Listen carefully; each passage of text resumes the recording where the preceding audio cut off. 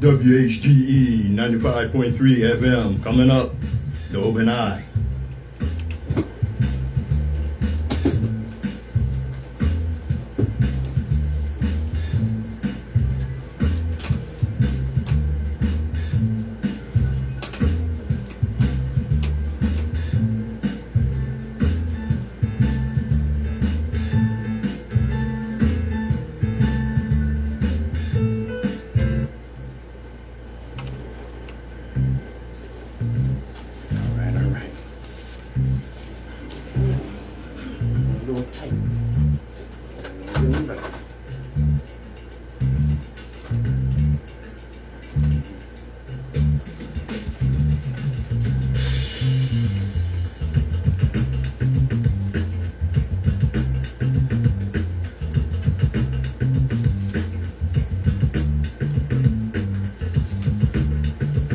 Those of us that indulge in or commit intellectual violence don't do so for the pleasure of mental masturbation or ego diddling.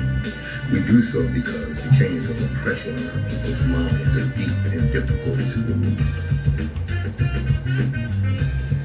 Good morning, my children of the sun.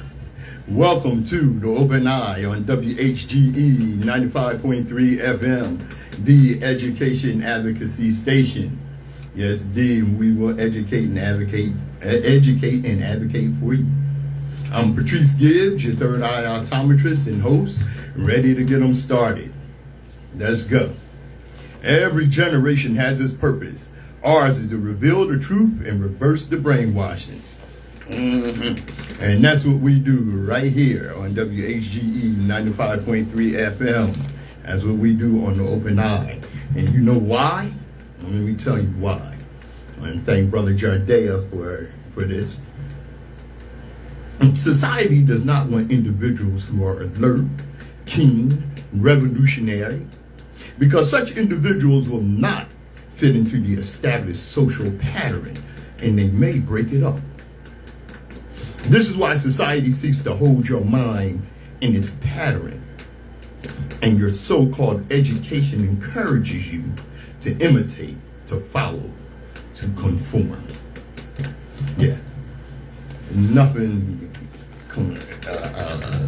conformist about what goes on the Open Eye. Let me get my disclaimer out the way. Oh, loud there. All right.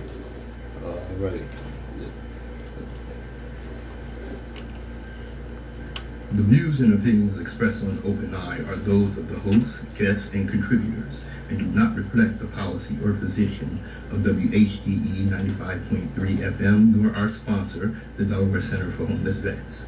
Any content provided by Open Eye's hosts, guests, or contributors are theirs and are not intended to malign any religion, ethnic group, company, or individual. WHGE 95.3, you are enjoying the Open Eye. Yeah, you hear that? Yeah. Where'd it come from? Yeah, where'd it come from? And let me tell you. Blues came from black culture. Jazz came from black culture.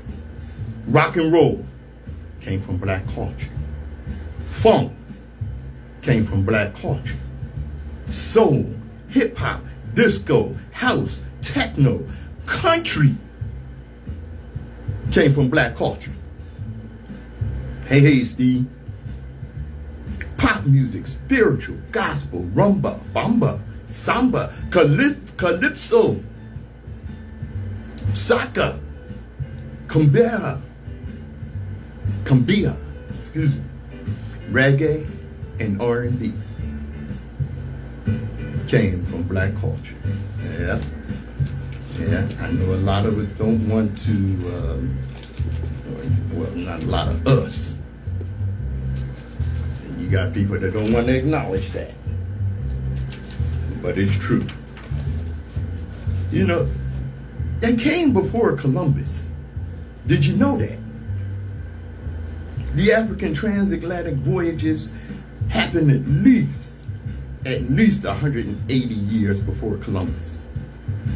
North African sources describe what some consider to be visits to the New World by a Mali fleet in 1311. Talking about this with Queens. According to these sources, 400 ships from the Mali Empire discovered a land across the ocean to the west after being swept off course by ocean currents.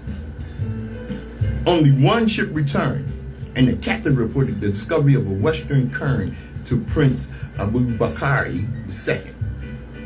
The off-course Mali fleet of 400 ships is said to have conducted both trade and warfare with the peoples of the western lands.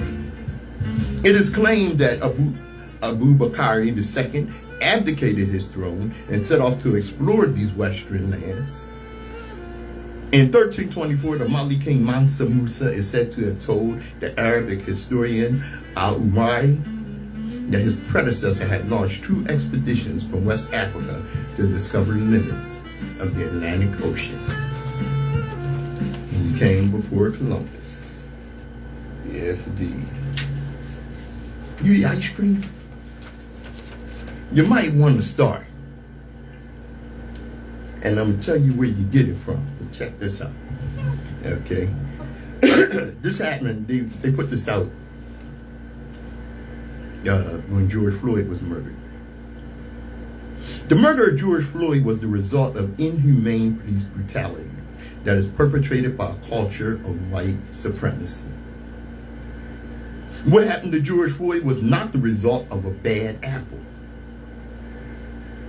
It was the predictable consequence of a racist and prejudiced system and culture that has treated black bodies as the enemy from the beginning.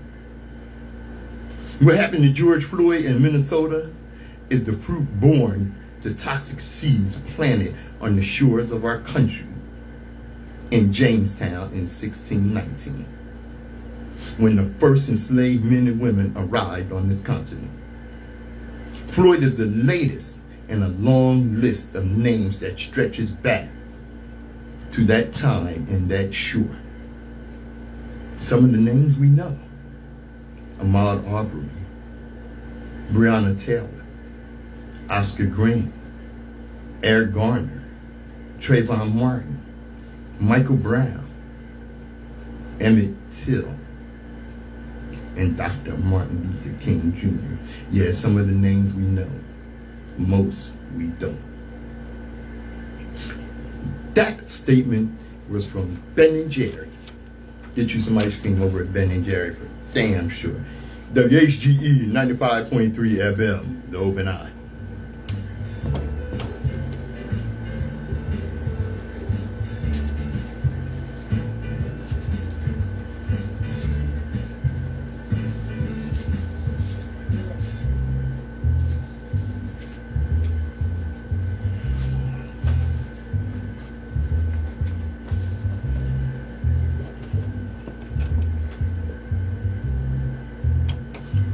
WHGE 95.3 FM. I'm your host, Patrice Gibbs, third eye optometrist right here on The Open Eye. Did you know offensive looking can still get you killed in America? Yeah. You know, during Jim Crow days, offensive looking got a lot of black men killed. Black boys. And just for looking at a white person or in the wrong way, it can still get you killed. Cops don't like the way. Look, a couple of weeks ago, I told you, and by now, you know, it's been all over the news and what have you. All right. Roger Fortson, the young airman, Air Force Senior Airman Roger Fortson. The mother, Air Force Senior Airman Roger Fortson, who was fatally shot in his home last month, by a Florida deputy said she and her family will not be appeased by the firing of the deputy and demanded that he be criminally charged. Oh yeah, he was fired. Yeah, the deputy that murdered Roger Fortson, he's fired, hadn't been charged yet. Fortson's mother, Chantamiki Fortson, said in a news conference, "I just want justice for my child.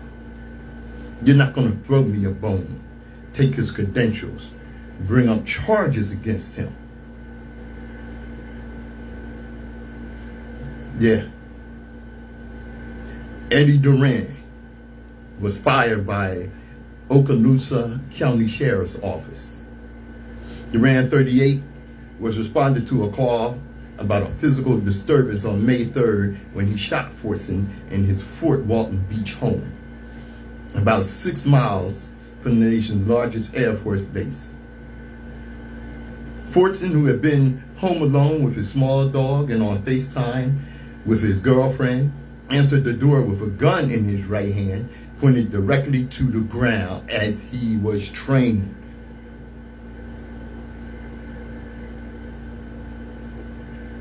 His family and their attorneys, I said he owned the gun legally. Duran shot Fortson 23, who was 23, multiple times, almost as soon as he opened the door. In his initial statement about the shooting, the sheriff's office said the deputy had reacted in self-defense.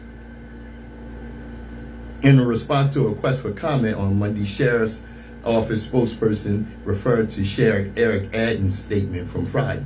On Friday afternoon, nearly a month after the shooting, Adams said his decision to fire Duran was made after the completion of an internal affairs investigation and a review of his body camera video.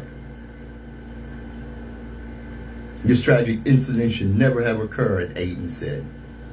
The objective facts do not support the use of deadly force as an appropriate response to Mr. Fortson's actions. Let me tell you something. He banged on the door and then stood to the side so he couldn't be seen out of the peephole. Now you show up at somebody's house and they look out the peephole and can't see you. Any sane, rational person would say, okay, I might be in danger here. A trained military person with the right to bear arms grabbed his gun, but he acted as he was trained and held the gun down until he was assured that there was a danger.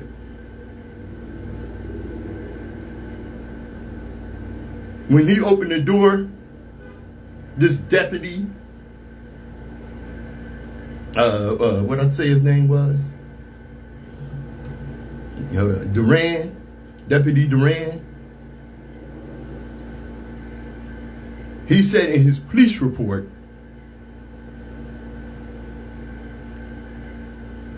that the young man, that Roger Fortson, stared at him aggressively and he shot him. He shot him damn near as soon as he opened the door. He stared at him aggressively. Offensive looking. Yeah. The sheriff's internal affairs investigation released Friday concluded that Mr. Fortson did not make any hostile attacking movements, and therefore the former deputy's use of deadly force was not objectively reasonable.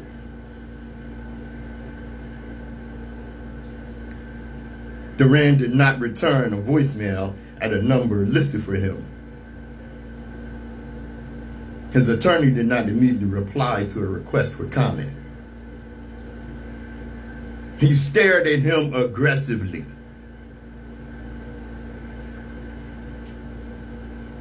Black bodies automatically pose danger to white racists.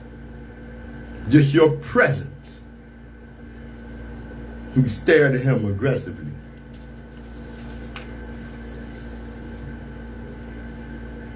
Yeah. When Duran arrived outside Forson's door, he stood outside for 20 or so seconds. No voices could be heard on his body camera. He banged on the door, but did not identify himself. He moved to the side of the door, knocked again, and announced himself both times.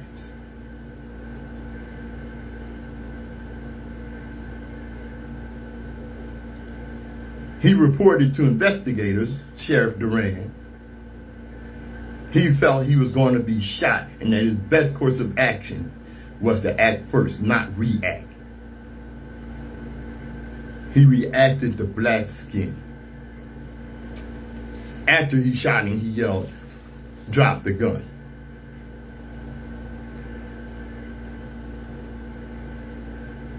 What many in our community ask is, you know, if the roles were reversed, what would the charges be? If Roger was somebody else, what would the charges be? It's inescapable not to ask yourself these questions. Remember the black cop that shot the white woman in, I think it was in Minnesota? Where is he? His ass is in jail. And that's where Deputy Duran needs to be. This is Open Eye, WHGE 95.3 FM.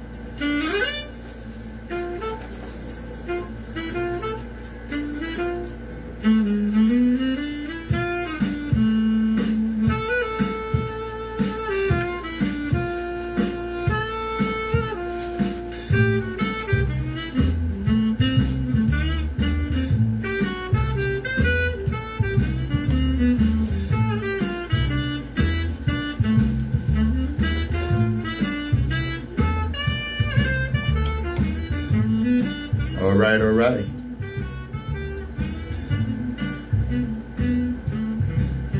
That's Premium One Time. Produced by Patrice Gibbs, yeah. Okay. WHGE 95.3 FM. You know, recent years I had been singing the praises of Rwanda and their president. Today I want to say shame on the president of Rwanda for participating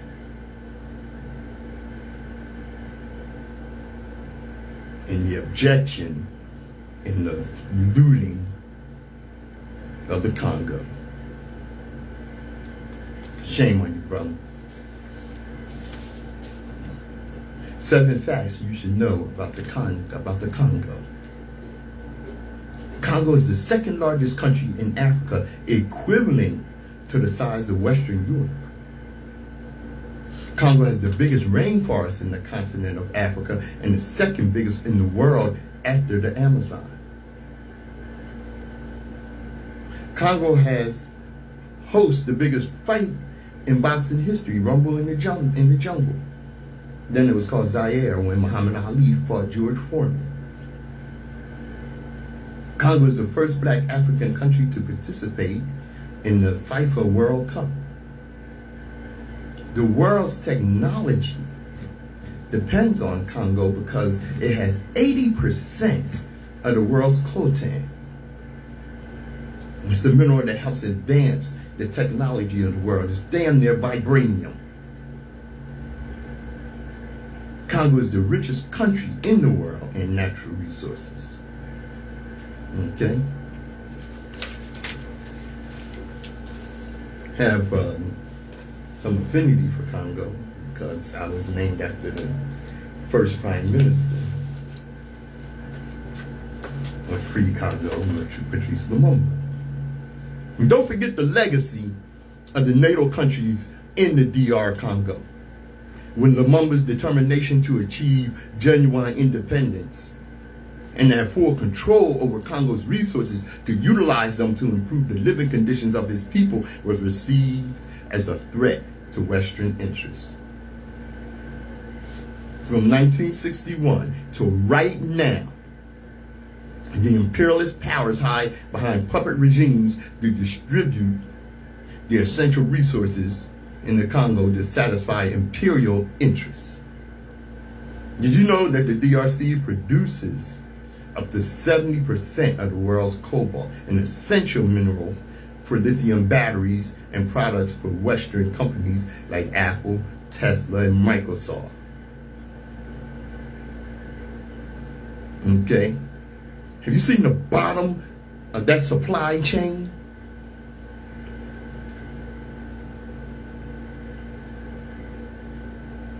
Did you know that 35,000 plus of the miners in these mines are children as young as 6? The DRC is one of the poorest countries in the world, but its mineral wealth is estimated to be worth $24 trillion. Resources which countries and multinational countries and corporations ruthlessly exploit at the expense of human lives. If Patrice Lumumba was able to govern the Congo, we would be looking at a really different nation right now.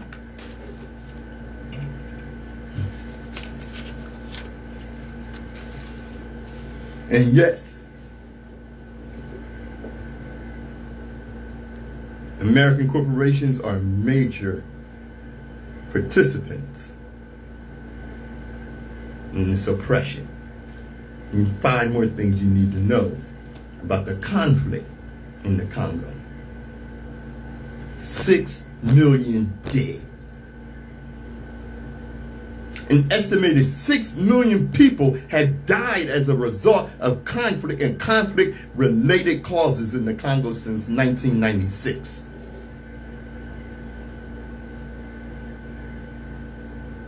Okay, that doesn't count the oppression that was going on under, what was his name, Mobutu, I forgot the guy's name, that betrayed Patrice Lumumba and raided the country's treasure. He should have killed his sorry ass. Too young to die. Half of those who have died in the conflict are children under the age of 5. Rape as a protocol. Hundreds of thousands of women have been raped as a tactic of war.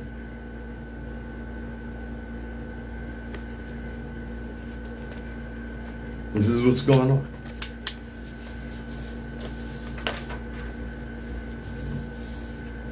Extreme poverty.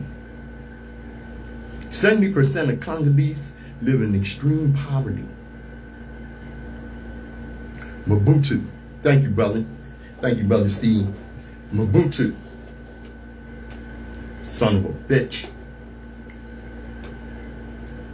70% of Congolese live in extreme poverty, earning less than $2 a day. I saw a video where this brother was holding a stack of bills 4 inches high. A stack of Congolese currency. 4 inches high. Worth only $500.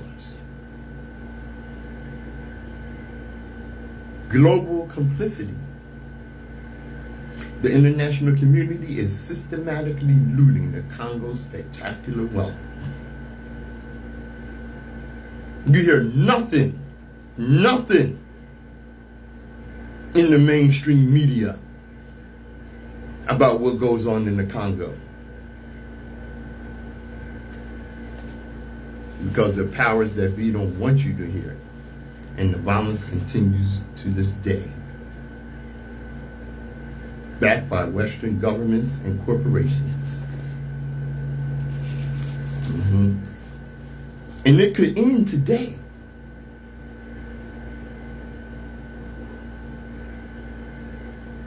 Okay? There were unity on the African continent. Now there's an organization called Congo Friends, where they're taking donations, one, to keep the information out there, two, to help the people. CongoFriends.org. If you're a mind to help, go to CongoFriends.org and make a donation. You know, every little bit helps. Yeah. And when you see things like, you know, they had some disaster a few years ago in Belgium.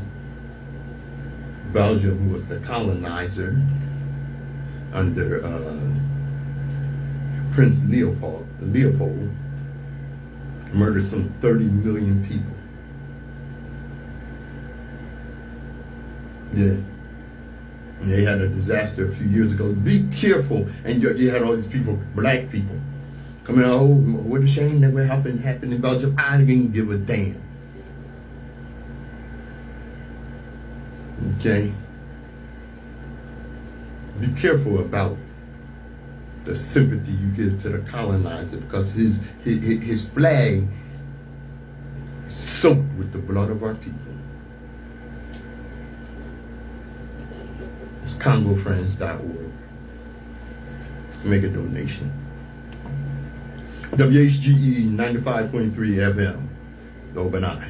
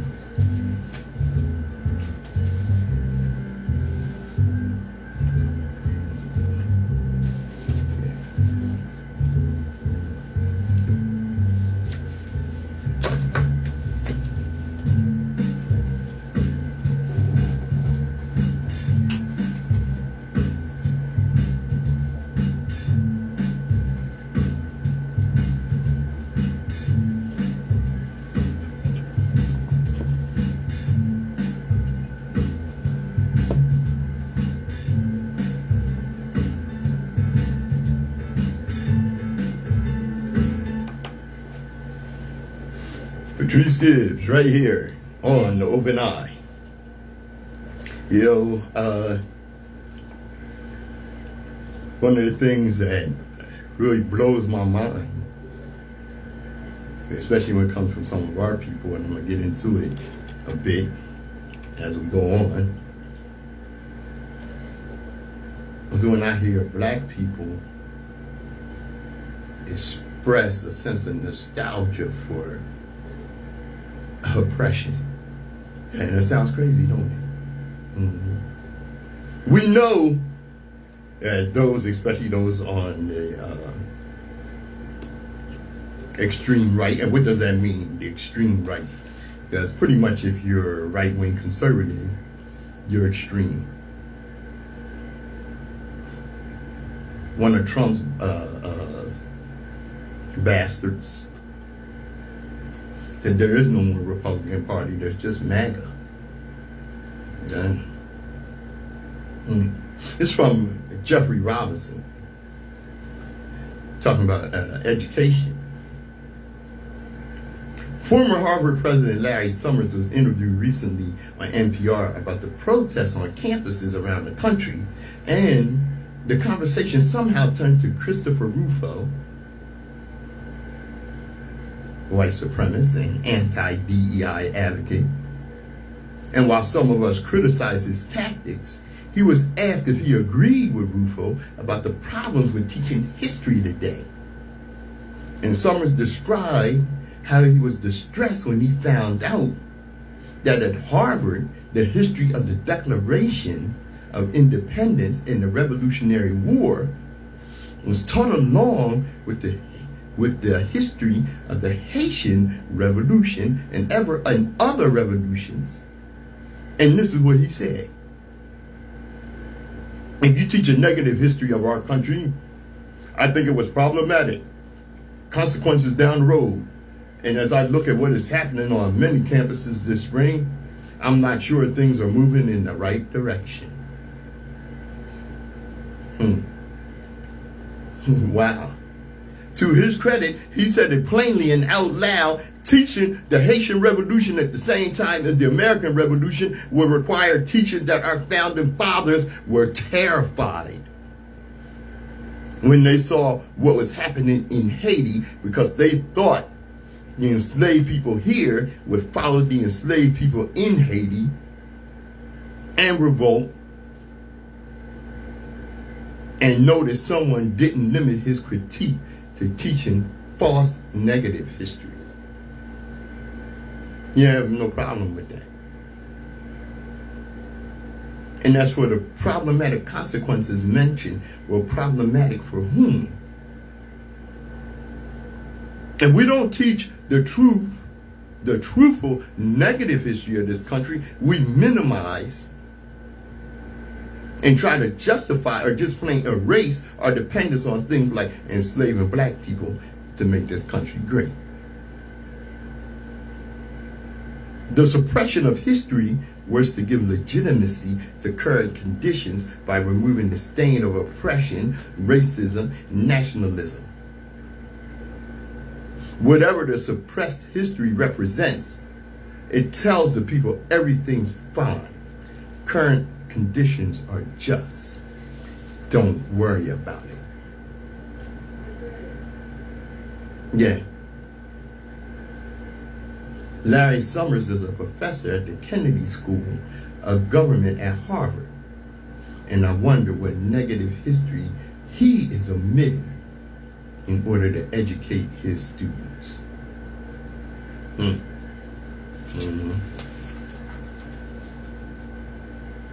know, I remember seeing one of the authors of Project 25 in a congressional hearing being questioned by Jasmine Corbett from Texas. Jasmine Corbett, recent famous for the 6 B's. And this cat was one of the most smug, evil people I've seen. And a young man too. Who is Project 25? I know you've been hearing about it. Project 25 is a far-right manifesto. It is a 1,000-page bucket list of extremist policies that will uproot every government agency and disrupt the lives of every person who calls this country home. The Department of Education would be eliminated, cutting students off from civil rights protections and ending essential Title I funding for K through 12 schools. This is what they want to do. The Department of Justice will go on a murdering spree. It will rush to use the death penalty and expand its use to even more people while circumventing due process protections. This is what these people want. Project 25 not only calls for national book bans in schools, but also creates a list of banned words for the federal government that would be deleted from, quote, every federal rule, agency, regulation, contract, grant, and piece of legislation that exists, end quote.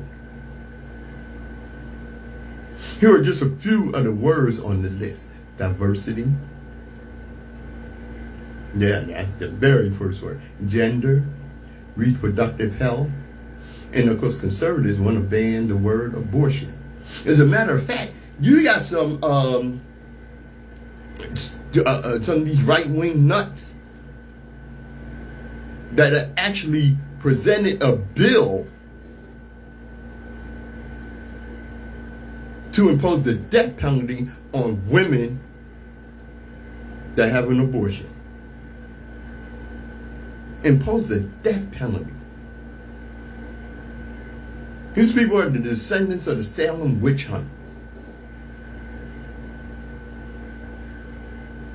You know, it's something that many of these MAGA right-wing Republicans, I don't care what you say. They consider women their property. For the most part, they seem to hate them.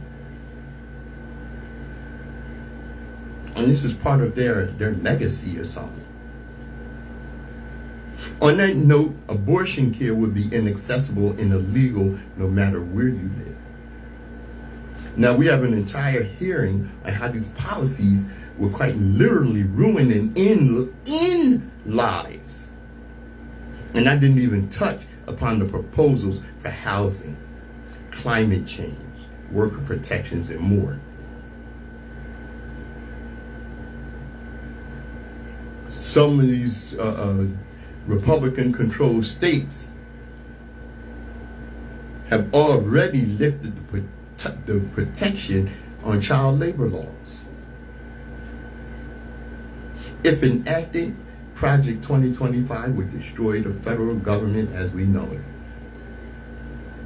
I want to thank Representative Ayanna Pressley for breaking that down.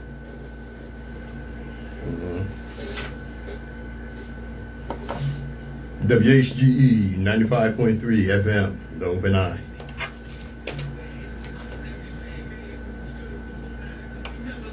We make an opportunity through all the difficulties. Yeah, I live in a city where you can be all you can be. Honestly, poverty ain't got no gravity. Feel my electricity. We take the knocking out the pain in my city. Don't you know a lot of love in our city? Yeah, we didn't change in our city because violence taking over our city. Ain't nothing pretty, but we gotta get to the nitty. Look where the problems all take it big and gritty. Design a plan to prevent the small. So call the youth to the light, snatch it from the door.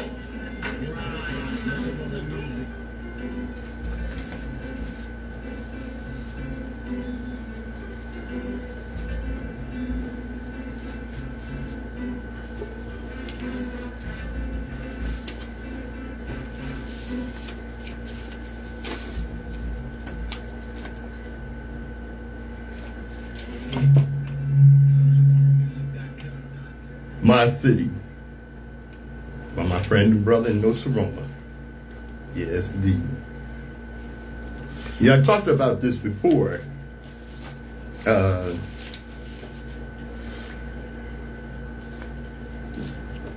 Confederate sympathizers renaming schools after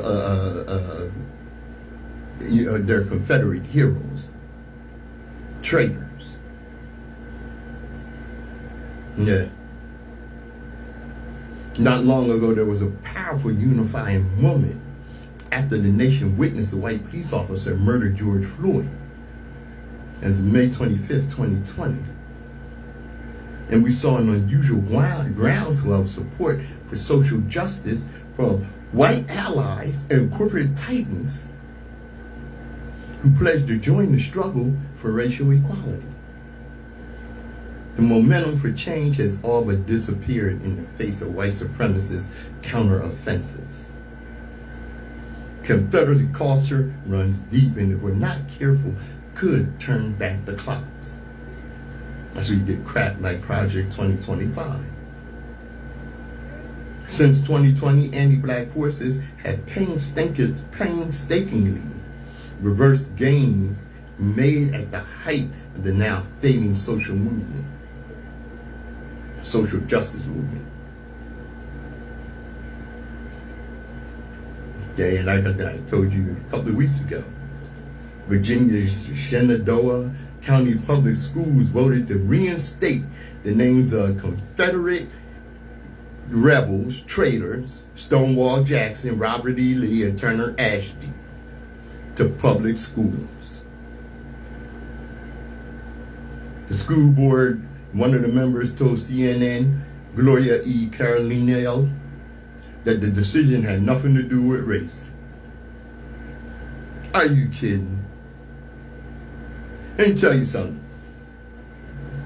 Those Confederate monuments They didn't go up right after the Civil War. Those Confederate monuments came up naming schools after Confederate traders and what have you. The bulk of that stuff happened as the civil rights movement was gaining momentum. And the segregationists wanted to let the world know that they supported the lost cause, and they had no intention of seeing black people have equal rights. See, 4 years ago, the majority white school district found itself swept up in the wave of schools, universities, government facilities, and public monuments that were renamed, relocated, or contextualized because they paid homage to white supremacists and enslavers.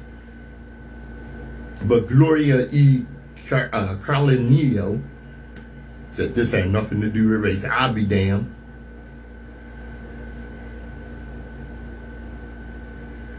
Three of the school board members elected in 2023 to get the woke leftist agenda out of schools, signaling that they would vote to reinstate the Confederate traders' names if elected, and that's what they did. The backlash is unsurprising given the deep-rooted nature of the Confederacy cult, which, by the way, historians also took root outside the Deep South when white races migrated after the Civil War. After losing the war, white supremacists launched the lost cause of revisionist history that included the fable that the Civil War was not really about slavery. According to fictitious retelling, Confederate General Robert E. Lee was a gentleman warrior, and the KKK was a noble organization that defended Southern culture and the virtue of white women from savage black men. The cult's strategy of denying racism and rewriting history hasn't changed a goddamn bit. In response to the social justice movement, they're trying to sanitize America's racist past by whitewashing what's taught in schools. Remember last year, Florida Governor Ron DeSantis, the Grand Wizard of the Banana Republic of Florida? He set up a wave of conservative governors rejecting the College Board's Advanced Placement African American Studies course, saying it lacks educational value. And of course, Satan has kissed the ring of his political godfather, convicted felon Donald Trump, and claimed that the curriculum aimed to indoctrinate students on issues that the movement of Black Lives promoted. And they're also targeting authors who denounce racism in their work. According to the New York Times, a rapidly growing and increasingly influential constellation of conservative groups is behind the wave of book banners at public schools and libraries across the nation. And most of the time, they haven't even read the books. It's just that their book either mentions a black person or is by a black person, and that's enough for them because their agenda to eliminate diversity at academic institutions, in government, and in corporations is gaining momentum. And make no mistake, dangerous times are ahead if Trump wins re-election. He vows to champion the white supremacist fight against so-called anti-white racism. And what the hell is that? Well, I'm going to tell you. When you're racist, anything that looks like equality feels like oppression to you. WHGE 95.3 FM, The Open Eye.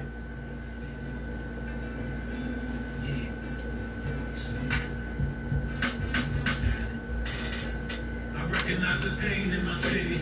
Don't you want a lot of love in our city?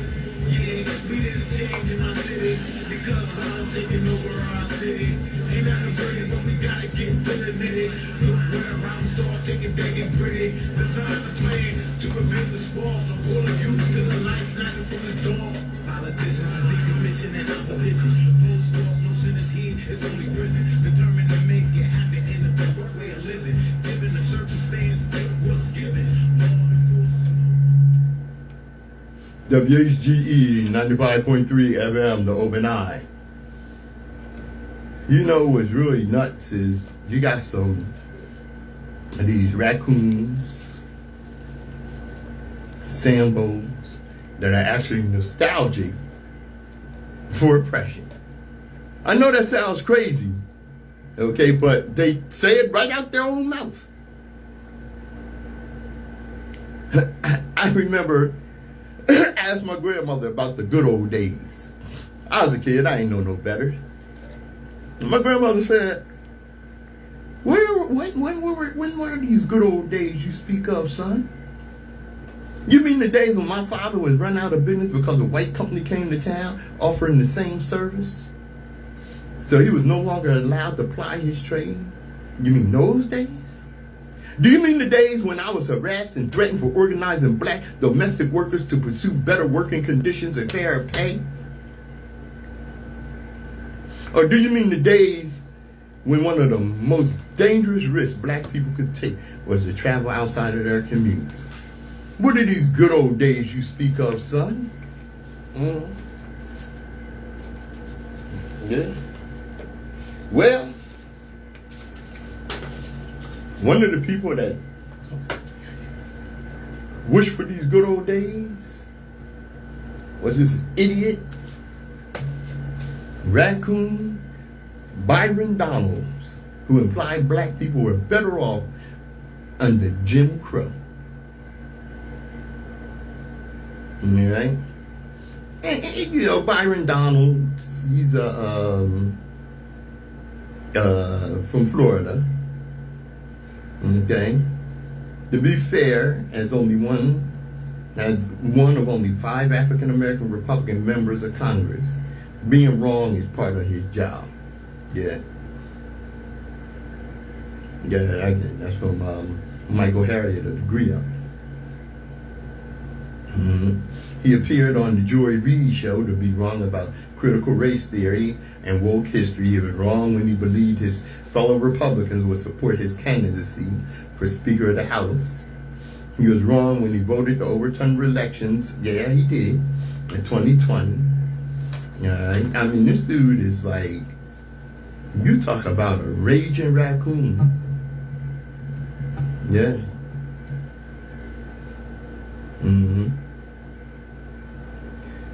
You know, it's so crazy that he actually, you know, it wasn't unusual when people accused the 2-time congressman of valorizing the era of government-approved racism known as Jim Crow. I mean, this is what this fool does. Okay? Instead of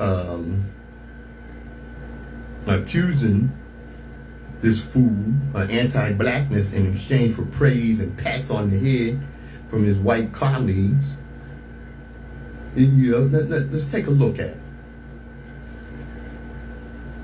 He said that blacks were better off, the black family was better off under Jim Crow.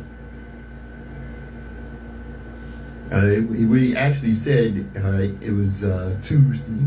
He appeared at 2 of the Trump campaign's events organized to garner the black male vote. And it was at an event called the Congress Cognac and Cigars Gathering.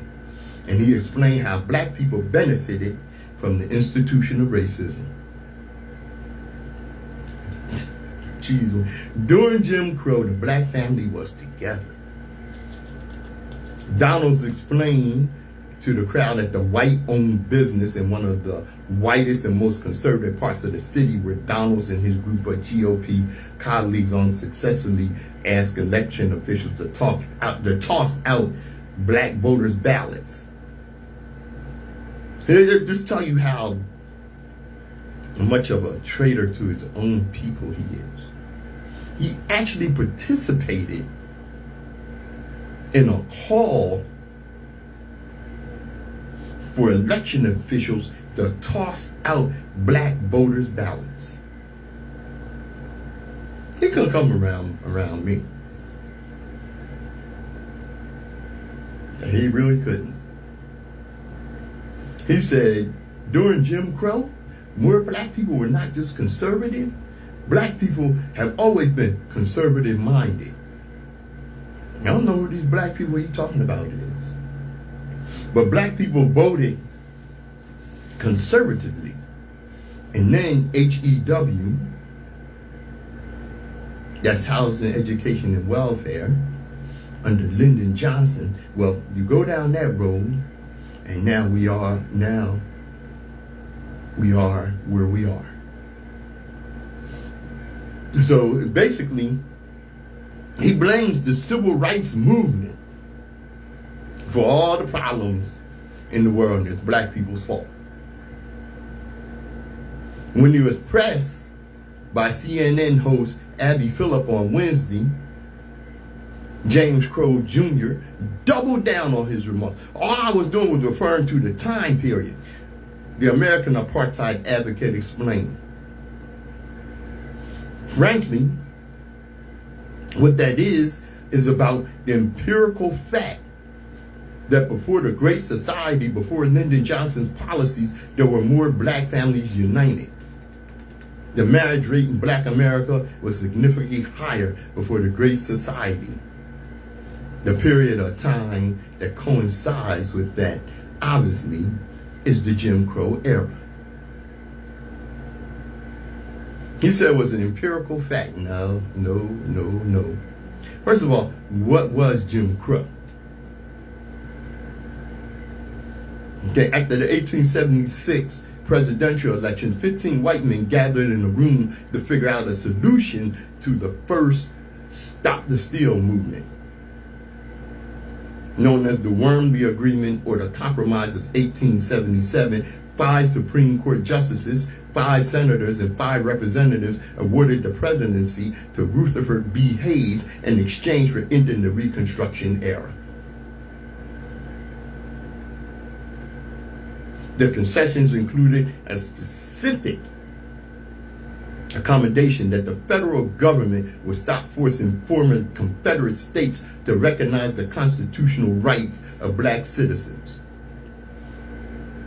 Legislatures in southern and northern states immediately created a series of racially discriminatory policies that became known as Jim Crow laws. Now, this Byron Donalds touted blacks voting conservatively. For 100 years, from the end of race-based slavery until the passage of Civil Rights Act 1964, every black person in America lived under this constitutionally enforced government-approved system of white supremacy. Because of Jim Crow, the black codes created after emancipation were now the law of the land. Segregated schools were mandatory. Under Jim Crow, it's perfectly fine to disenfranchise black voters and ban non-white people from living wherever they wanted. Jim Crow excluded black taxpayers from using facilities built and maintained with their own tax dollars. You talk about taxation without representation. And according to Byron Donalds, black people thrived. And there were cases where we did thrive. But see, we can't allow ignorant bastard like this to twist that truth. And that truth that in spite of oppression and adversity and our deep resilience, we made advances. We built businesses. And what happened to those businesses in those communities that we built?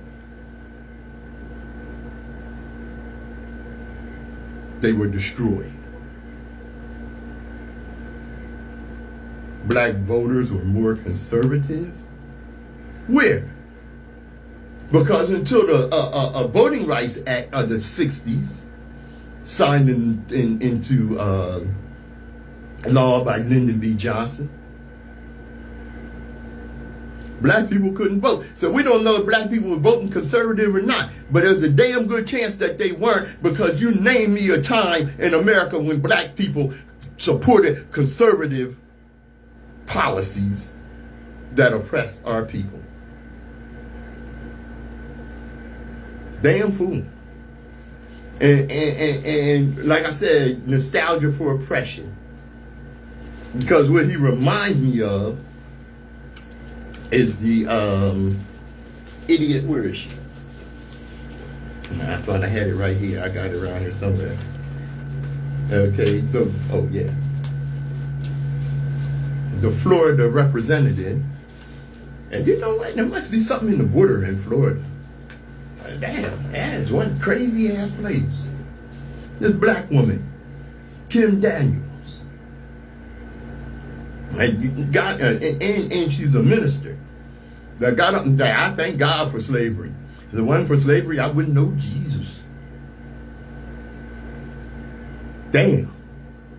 And she got it was taken out of context. Out of context? You said, I thank God for slavery. What the hell context were you talking in?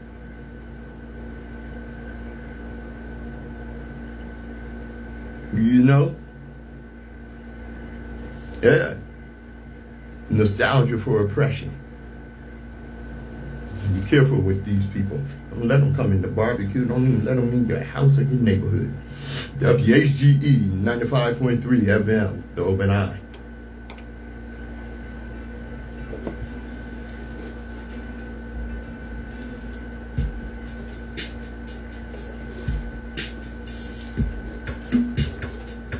Yeah, I know I'm a little over time, but it's all good. I'm grading them up right now.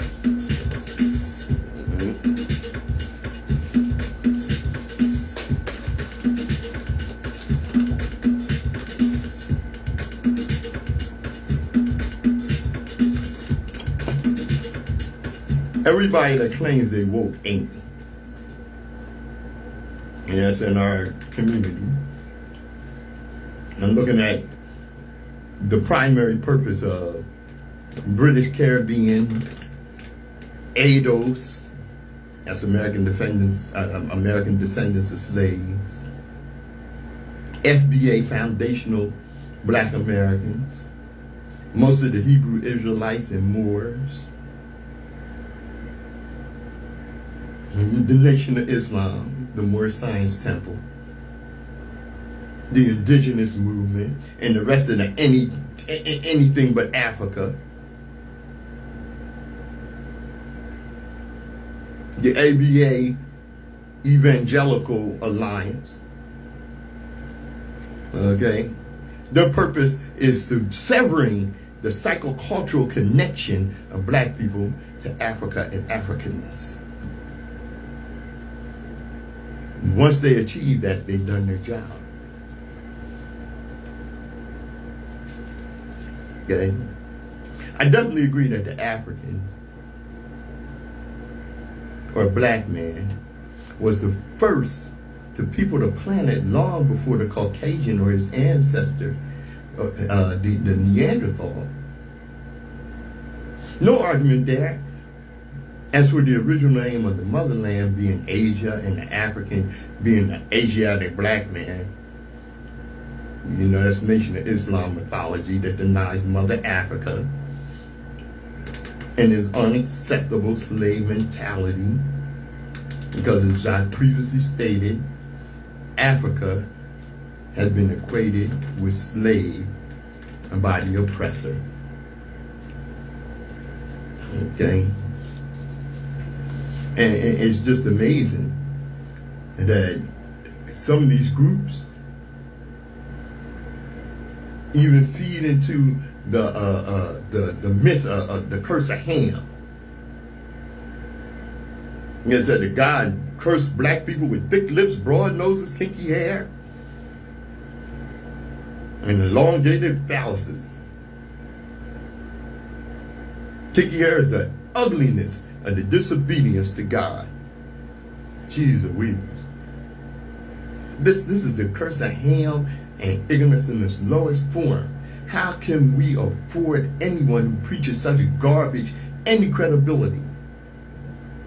And white supremacists could not have spit on our people with any more vehemence. Africa was not named by the oppressor. This myth comes from the name of Roman general Scipio Africanus. His name was Publius Cornelius Scipio. Africanus was added to his name because he defeated Hannibal of Carthage in North Africa. See, just like Julius Caesar was known as Caesar Germanicus because of his military victory in Germany. It was a common practice in Rome. The name Africa is not mysterious. It's not complicated. Where it comes from, it is actually quite basic, and it makes a lot of sense. The name was the land was first named in Kemet. Af meaning house, Ra indicating God, Ka meaning spirit. Africa, house of God's spirit. We are the children of house of God's spirit. Africa, wear it with honor. We are Africans burnt in God's own furnace.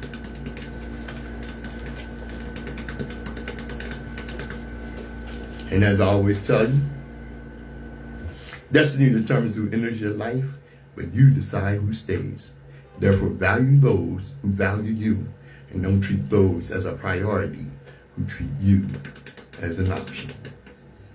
I'm Patrice Gibbs. Thanks for joining me. This has been The Open Eye on WHGE 95.3 FM.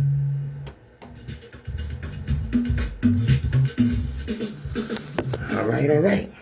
And then, as I always tell you, global African supremacy. The world was a much better place when the African ruled. Thanks for joining me.